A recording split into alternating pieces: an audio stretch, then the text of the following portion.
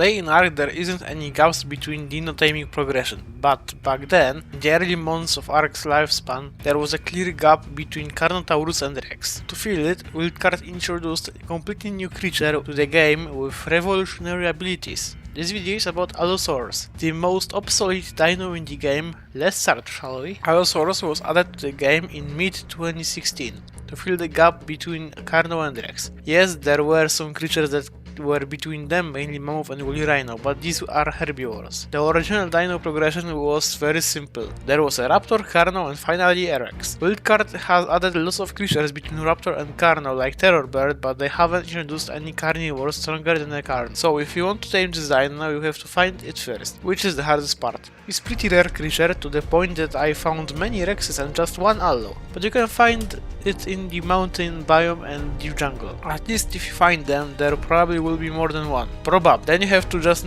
make them unconscious. You probably won't be taming all of them, so you should separate them. Best way is just killing not wanted ones that are in the shop. You can also easily separate them and tame them with Rhino Gnack. When you successfully made allo unconscious, just feed it with Primate. Let's see what you get after taming it, shall we? First thing you will see after taming is a saddle requirement for riding this creature. You can unlock its saddle at level 67, which is pretty late in progression for the reasons which I unfortunately have to talk now. Allosaurus was designed to fit between Carno and Rex in progression, but honestly its stats are much more similar to Carnotaurus. It has 630 HP and miserable 35 damage for 100%. It's the same damage as a Carno and health as a Stego. It's not good if you remember how much effort you've paid for taming it. So why is it? Allosaurus was the first creature to receive pack bonus and bleeding ability that was ever added to the game. That's why it has the most basic pack boost that any creature has.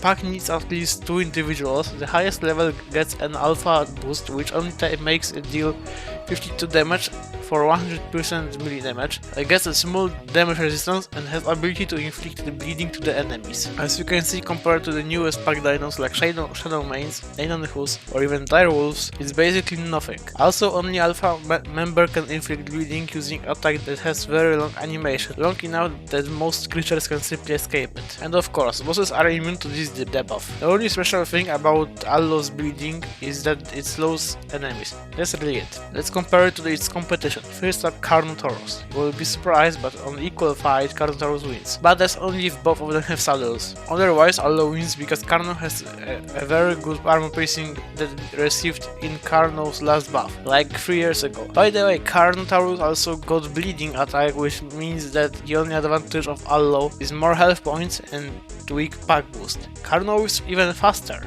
I forgot to say that Allo in ARK is mostly based on BBC's Planet Dinosaur Allosaurus. You can clearly see similarities between them. The worst thing is that Wildcard took the low stamina thing too serious. Allo's stamina in ARK is pretty much not existing. The only question is, why didn't Wildcard give bleeding attack to every member of Allo pack? So let's go back to the comparison. Allosaurus in ARK has only HP, size and pack boost advantage over Carno. Now let's compare it to the Rex.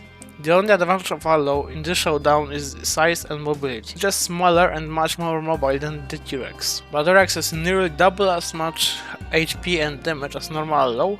It's not even a competition. So is it even viable in ARK's meta right now? You will be surprised, but actually yes. It's basically Carno that's more suited for boss fights. The main strength of Allo is that although it's considered as a top predator, which means that the raptors, Carno and Tessera aren't aggressive towards Allosaurus. Allo has egg hatching and maturity time like a Carno, which means it matures much quicker than the Rex. Allosaurus is pretty much the best creature for learning how those mutation systems work, and for a quick dino for mutations that can fight bosses. Unmutated Allos, 25k HP, 500 to 700% melee damage, and basic saddles, I was able to kill Gamma and Beta Megapithecus, but considering its rarity, I would rather tame and mutate Fairyzinos because a single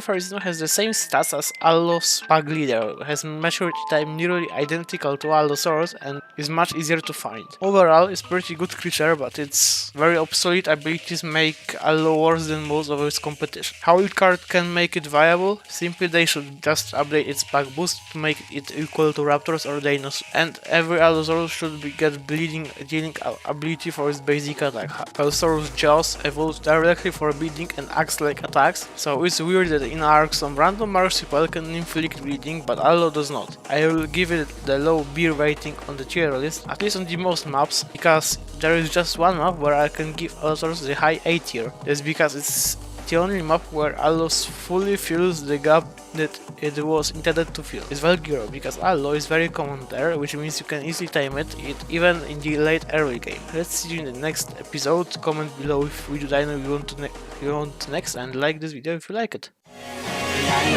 만나게 즐겨보자.